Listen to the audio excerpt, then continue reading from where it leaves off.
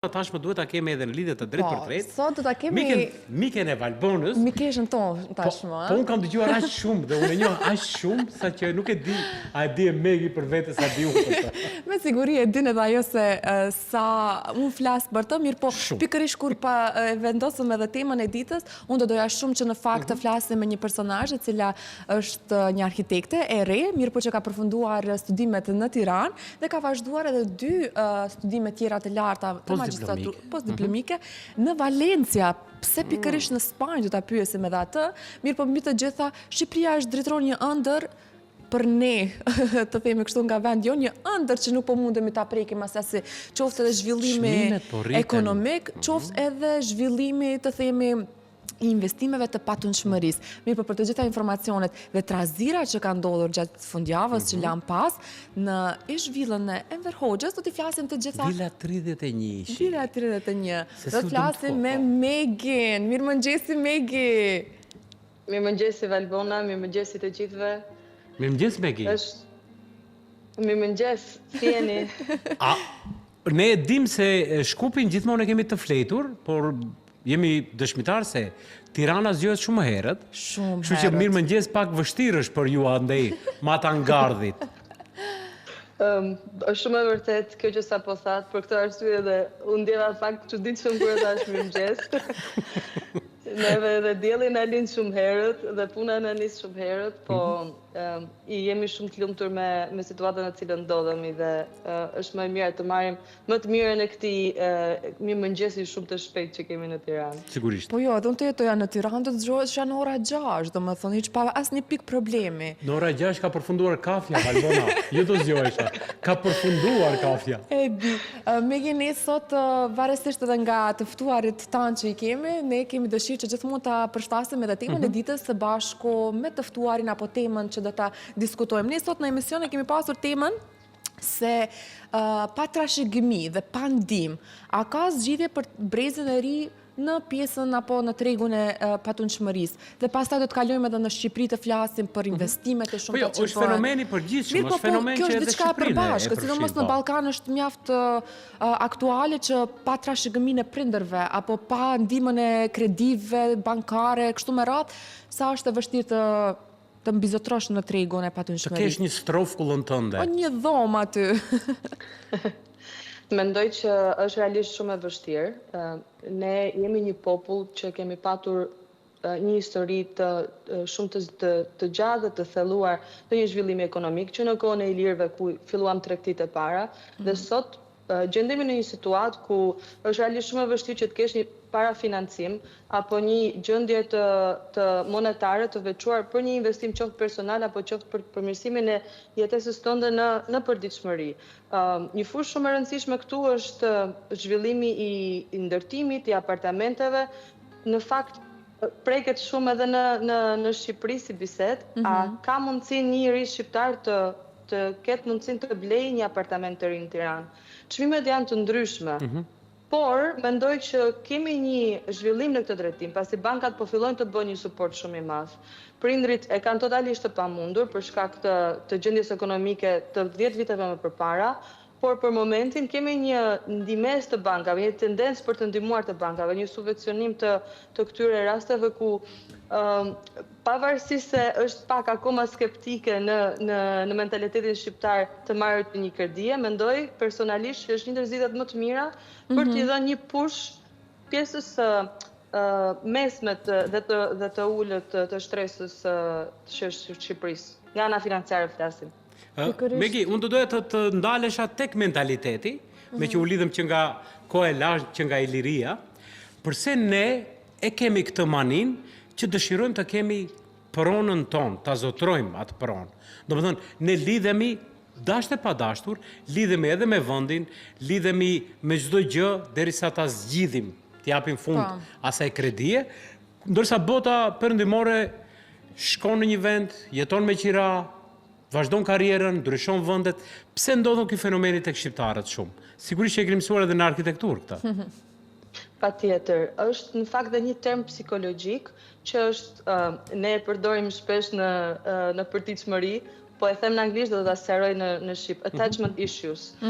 Problematikat me lidhjen me diçka, me një kujtim, me një objekt.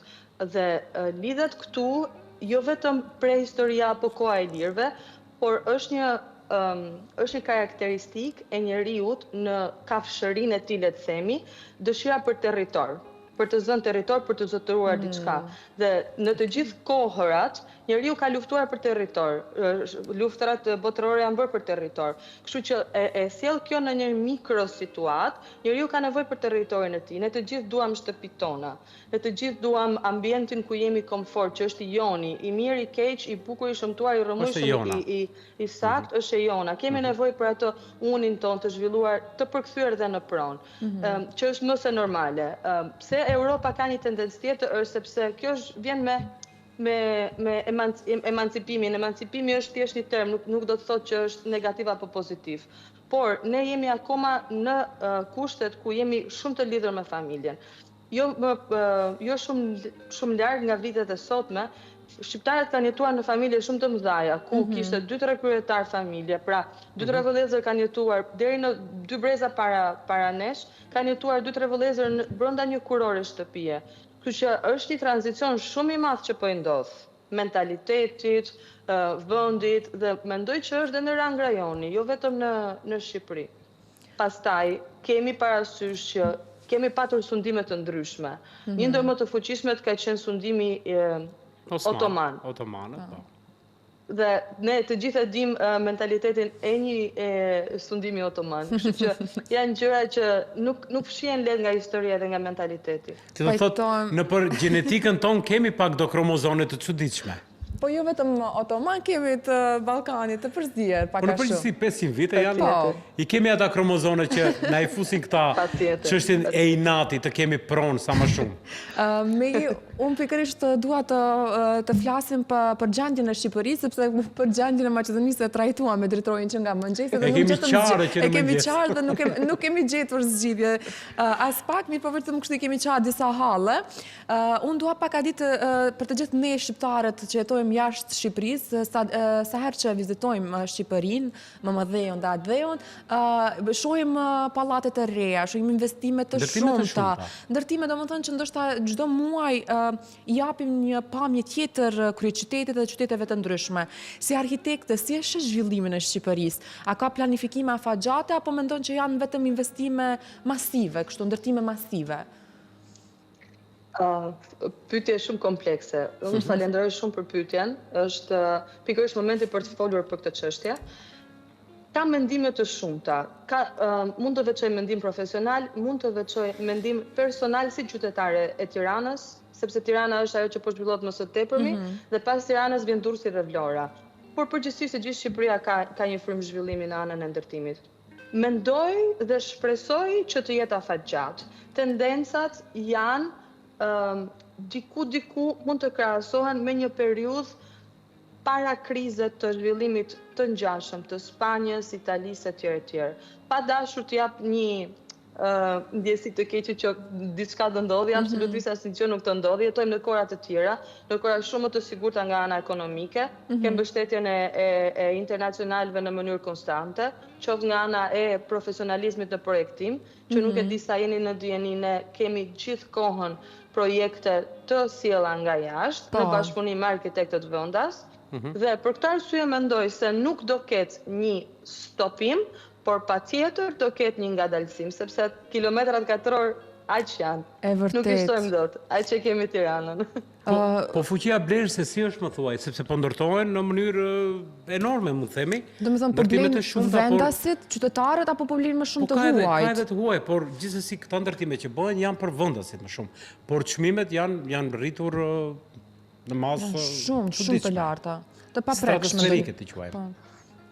Çmimet janë rritur në një, përveç se në shumë parash për metër katror, vlerë monetare për metër katror, janë rritur në një kohë shumë të shkurtër. Thjesht është ndërtuar në masë, ka qenë kërkesa shumë e madhe, ka qenë kryesisht ka filluar me kërkesë të banorëve vendas, pastaj ka vazhduar me kërkesë të emigrantëve shqiptar që kanë tentuar të blejnë apartamente të dyta, të treta në Tiranë, duke marrë parasysh që të ardhurat ekonomike financiare janë shumë të larta në vendet ku ata jetojnë, dhe ka vazhduar me të huajt. Kjo ka qenë si rrjedhoj dhe pasoj e një pune shumë të fortë të marketingut, qoftë nga kryetari i shtetit, pra kryeministri jon, zoti Edi Rama, qoftë nga institucionet mbështetëse të shtetit, qoftë nga interes privat i real estate-ave të Europës, të Amerikës, ku ka një marrëdhënie të ngushtë me tregun e shtëpive në Shqipëri. Kjo jo vetëm në Tiranë, por edhe në Bregdet. Përveç kësaj, është dhe një fenomen tjetër që nuk është thjesht një shtëpi e dytë apo shtëpi pushimi, është një tendencë e zhvendosjes së italianëve, spanjollëve, me periudha shumë të gjata, apo flas të rinjve, dhe me kërkim pune apo të bizneseve të vogla, apo të zhvendosjes së bizneseve të tyre për shkak të çështjes së taksave nga Europa në Tiranë, për shkak se jemi një vend jashtë Europës dhe janë disi të favorizuar në taksat e bizneseve të reja. Kështu që është një kompleksitet gjërash që i drejtojnë ata të vinë drejt Tiranës dhe të blejnë apartamente dhe të zotërojnë prona. Duke rritur akoma më shumë çmimin për metër katror, sepse vinë nga shtete që financiarisht kanë një stabilitet më të mirë. Unë pikërisht dua të pyes, përderisa spanjollët vinë në Tiranë, ti shkova në Spanjë.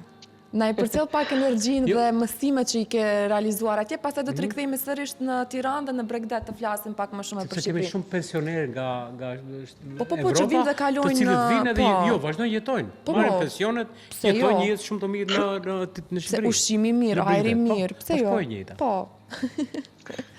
Megi, Valencia, ja vleti të kthehesh apo jo? Mos ja përmend se do të fillon kështu edhe publikisht të më shanë, mu që nuk shkova njëherë.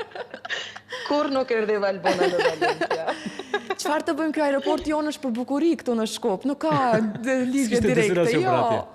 Më thuaj Ju kujtohen kohët ku ne vinim me makinë në Shkup, sepse Shkupi ishte aeroporti që lidhte çdo qytet kryesor të Europës? Po flasim para Aeroson, Janë faza tranzicioni. Janë faza tranzicioni për gjithë dhe besoj gjërat do ndryshojnë edhe për Shkupin. Valencia është një qytet i mrekullueshëm. Është qytet tipik spanjoll. Unë nuk zgjodha qytetin, unë zgjodha universitetin ku do shkoja. Jam shumë apasionuar me arkitekturën, po kam një pasion të frikshëm për çështjen e ekonomisë, biznesit, zhvillimit. Kam patur gjithmonë një dualitet mes këtyre. Një shaka e njerëzve të mi shumë të afërt, familjarëve dhe shoqërisë të ngushtë është që një biznesmene në tentativë, po harron që do të jesh arkitekte.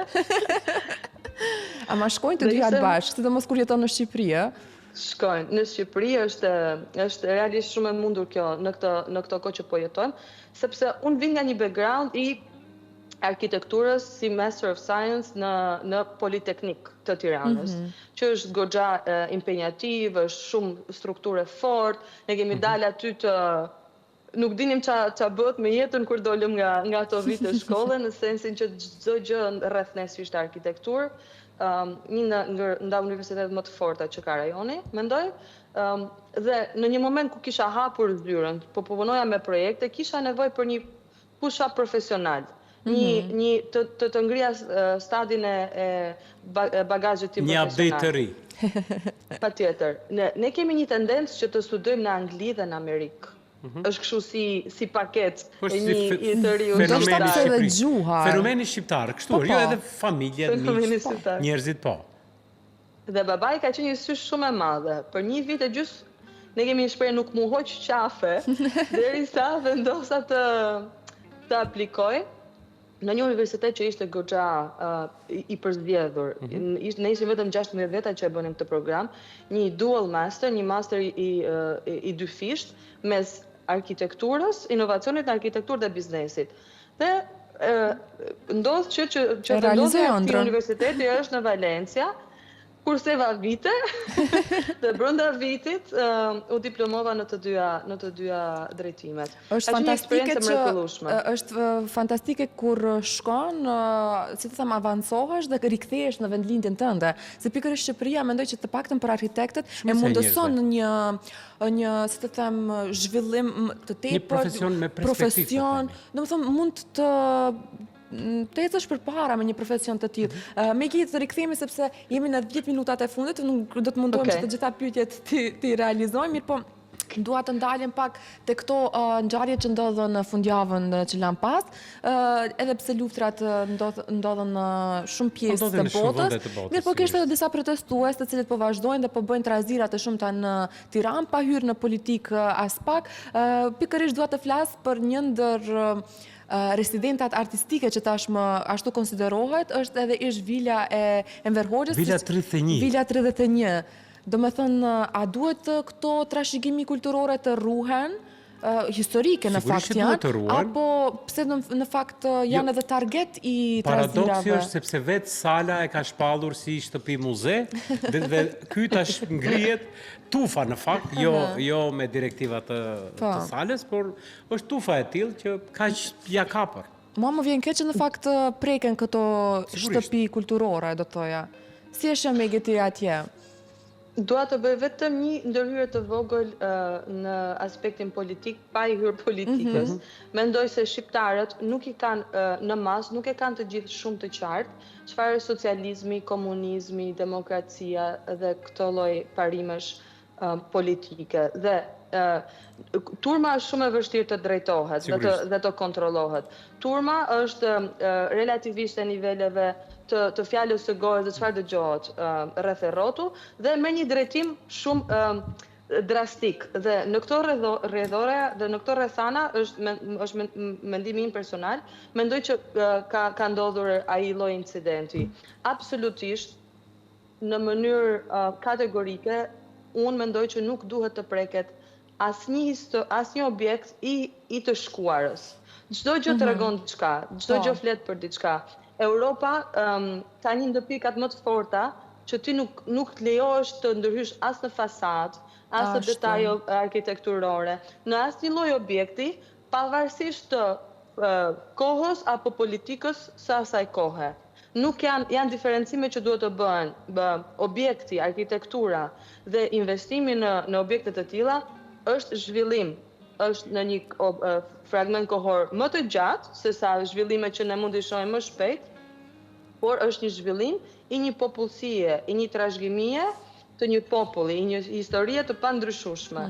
Dhe shqiptarët e kanë pak zakon tendencën për të fshirë histori. Jemi pak kështu ekstremist, në gjithë shka që prekim jemi ekstremist. Kur jemi të ekstremiteti u Bregdetin ta flasim pak sepse po ta kujtojmë Bregdetin para 20 viteve, mos shkojmë edhe shumë më parë, ka qenë do më thonë një Bregdet i pazhvilluar, do më thonë as pak me biznese, dhe të thimë ka qenë një... Infrastruktura me ngonte, do më thonë gjëja bazë, ishte pjesë e pa prekur, kështu natyre pa prekur. Mirë, po tash po shohim zhvillime të shumta, ashtu siç e përmendesh pra Durrësi dhe Vlora më të zhvilluara, mirë, po e kemi edhe Jugun, kështu më saktësisht Saranda. Ka filluar edhe pjesa e Veriut, ka filluar shumë që të preket edhe Bregdeti. Po, që janë të paprekshme. Dhe po shikojmë edhe protesta të shumta mbi shëngjina atje që po ndodhin. Por unë që dua ta përsëris në fakt pyetjen ajo që ndodh edhe në Tiranë, edhe në Bregdet. Apo bën investime me plan, do të thonë të bëhet një plan afatgjat, se si do duket të themi një zonë apo kështu, apo vetëm po bëjnë investime sa për t'i pasur përfitime ekonomike, nuk e di, investimet pa planifikueshme. Investimet janë të dyja llojeve. Arsyeja është një arsye shumë e fortë dhe që neve na ndjek dhe nuk e di se kur do mbaroj, është problemi me tokat. Problemi me tokat sjell që ti nuk mund të ndërtosh me një plan të zhvilluar urbanistik, sepse ti nuk e ke të qartë kush është pronari i tokës dhe si do të vazhdojë historia e asaj toke në plan urbanistik apo në plan privat. Është ndihmuar nga ana e shtetit, çdo investitor privat që të tentoj të zgjidhë këtë çështje, që më pas t'i vinë në ndihmë shtetit ku me propozimin e një objekti të ri apo të një zhvillimi të ri, shteti me plan urbanistik t'i vinë në ndihmë zonës dhe në investimit. Jugu është pika jo në dobët e gjithë dhe juaja. Definitivisht. Ka shpeshherë tendenca për ndërhyrje, relativisht jo shumë të studiuara, por kryesorja është që po zhvillohet. Është një sasi shumë e madhe parash që po investohet. Dhe kur ne jemi një shtet në ndërtim, jemi një kantier i tërë nga veriu në jug. Është e pamundur që të kesh një kontroll kur fokusin e ke zhvillim. Do tolerosh shumë gjëra, do shtysh shumë gjëra që të ndodhin, por ka një tendencë të shtetit që të ketë një kontroll urbanistik gjatë gjithë kohës, duke zgjidhur këtë çështje në bashkëpunim me të gjithë investitorët. Veriu pastaj do të zhvillohet. Cila zonë të pëlqen më shumë e Bregdetit? Ndonjë pjesë, domethënë, pa bërë kështu shumë reklam, mirë po që të pëlqen shumë dhe që ka me të vërtet mundësi për të zhvilluar dhe për të bërë pikë. Ka shumë zona që po investohet target për shumë turist botror. Unë vi nga një kulturë familjare që pushimet e plazhit nuk ishin vetëm plazh, po ishin gjithkohon hiking. Dhe ne vinim një grup njerëzish që shkonim, bënim hiking dhe zbulonim xhire të reja. Të gjitha ato xhire tani, pothuajse të gjitha, kanë nga një leje ndërtimi. Kështu që nuk e kam atë, nuk është si në memorjet e mia, por padyshim të gjithë pjesa e detit jon poshtë është fantastike. Ne kemi të preferuar Dërmiun për shkak edhe të eventeve rinore, por e gjithë pjesa pas tunelit të Llogaras tashmë deri në Sarand është një mrekulli. Europianët e quajnë Maldivet e Europës. Nuk e di çfarë të shtojë. Ne shqetësimi i madh Matangardi, domethënë tek ne, është tek shumica e qytetarëve që frekuentojnë Bregdetin shqiptar, që na kanë mbetur gati edhe 1-2 vite që mund ta vizitojmë dhe pas 2 viteve do të jetë e pamundur sepse edhe çmimet po rriten, po bëhen po rriten jashtëzakonisht shumë çmimet, fatkeqësisht për standardin tonë. Dhe fokusi jon do të mbetet tek liçenet këtu që do i kemi, fatkeqësisht, por unë do doja të pyesja. Kjo puna e çmimeve të shumta që rritet në ndërtimtari, a është thjesht një bubble i cili do të pëlqet edhe do të standardizohet, apo do të vazhdojnë që të rritet edhe më shumë? Ju si arkitekti, si e mendoni? Unë mendoj që do ketë kurbën e vet me ulje dhe me ngritje, shpresojmë jo shumë të drastike dhe të mëdhaja. Arsyeja pse kemi këto çmime është sepse ne realisht nuk kemi numrin e mjaftueshëm të shtretërve për vizitor.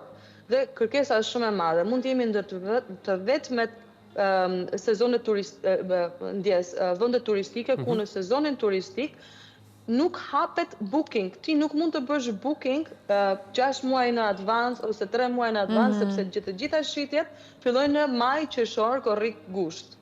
Dhe janë shitjet të momentit, sepse është kërkesë ofertë. Nëse njerëzit u kanë ku të flenë, ti do të ashesh çdo më 300 dhe 500 euro. Me zhvillimin e ndërtimeve, me shtimin e shtretërve, padyshim që do marrë një stabilitet. Njerëzit që do të kenë nevojë të bëjnë një pushim mesatar, do të drejtohen drejt hoteleve me një nivel mesatar dhe do ketë diferencë. Sot shiten me çmim marramendës objekte që nuk e kanë standardin e gjysmës së atij çmimi, dhe ky është realiteti i hidhur. Por shpresojmë që gjërat do ndryshojnë. Urojmë dhe shpresojmë për gjithë ne fukarinjt që të mundohemi t'i prekim të paktën, urojmë që të standardizohen. Në fakt mendoj që edhe ne do vim të liçenet e juaja. Po sigurisht, se do të jetë kështu. E di çfarë do të bësh drejtro? Do ta marrësh një shoqe nga Shqipëria dhe ajo do të shëtit. Ja, kështu po ta them, më le të ki kështu ta bësh matematikën. Që të mundohemi të shijojmë tamam.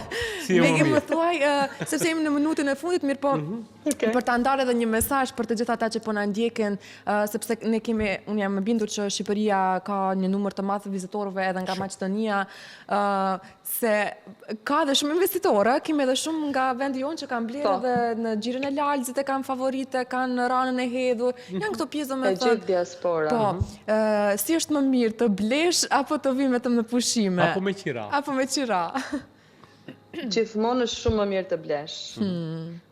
Dhe kurdo që unë pytem, është një ndër gjërat që them, nxito të blesh sepse asnjëherë nuk do shkojnë mbrapsh. Kryeqytetet monopol kur nuk kanë bërë mbrapsh. Kam patur momente krize, por nuk mund blihet sot një apartament më me çmimin e para 10 viteve. Ashtu. Dhe po të bësh analizë të thjesht, vitet do të kalojnë dhe do të jetë njëjta situatë. Se mua më kujtohet në blok, në vitet e 90-ta, 92, 93, 94, një apartament shkonte $15,000, $18,000, varet sa metër katror, ndërsa sot e ke Të lutem. Mos flas. 1100. Milioni. Po. kam bërë gjysmë milioni. Më së paku. Megi, faleminderit shumë që sot ishe së bashku me ne në 9:11, shumë shpejt. Unë pres që Megi të na vjen në studio, edhe pse kishte shumë dëshirë që të vinte, mirë po pak nuk e lodha këtë herë. Mirë po herën tjetër do ta kemi në Sa të studio. fillon të ngrohen liqeret, Po. Megi do ta kemi në studio. Jo, do të vjen të më marrë mua edhe një Edhe konsert futim në do studio bëjmë. pas e ktheheni ba. Megi, faleminderit shumë. Punë të mbar. Edhe Faleminderit pse shumë drejtor, faleminderit shumë Valbona. unë harrova ta pyes Ishte një Megin sepse e kënaqësi. di që skenografët më të mira janë arkitekte gjithmonë. Edhe por për ndonjëherë tjetër do ta Do pyesim. ta pyesim. Skenografët Ishte të një teatrit. kënaqësi. Po. Po, ishte një kënaqësi për mua që të kisha mundësinë të jepja opinionin tim për këtë pyetje kaq delikate dhe kaq aktuale për Tiranën. Shpresoj që do shifemi shumë shpejt dhe shpresoj që keni mbetur të kënaqur nga informacioni dhe Na ke dhe shkri biseda. fare. Na kënaqë. Na kënaqe. Përshëndesim fort. Megi, faleminderit shumë. Mirupafshim. Shihemi ne më Miq dashur, pastaj. faleminderit shumë që qëndruat me ne. Ora e saktë 11:01 kemi kaluar terminin. Do paguajmë rrugat. Uroj që të shihemi nesër të njëjtën kohë, të njëjtin vend. Deri Qëndroni atëherë. me ne, agjerim të lehtë dhe Agjerim të shihemi lehtë. nesër 9:11 me 9:11. tema Faleminderit të shumë, tjera. Valbona. Gëzuar miq dashur. Paqim.